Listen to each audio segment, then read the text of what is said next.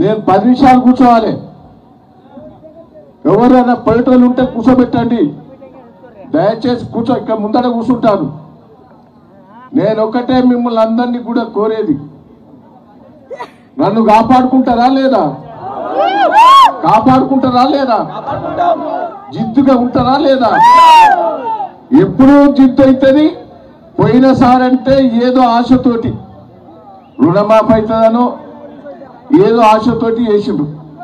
ఇప్పుడు దయన్నకు ధైర్యం రావాలంటే మీ ఊర్లలో మెజార్టీ రావాలి. వస్తుందా రాదా? జనంలో మార్పు వచ్చింది. నాకు సర్వేలో 20,000 మెజార్టీ పాలకుర్తి నియోజకవర్గంలో వస్తుంది. 50,000 సుధీర్ కుమార్ గెలుస్తాడు.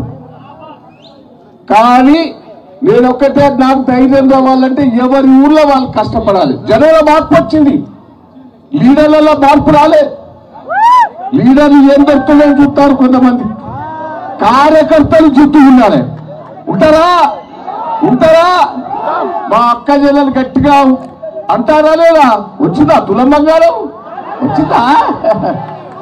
2,500 వచ్చిందా?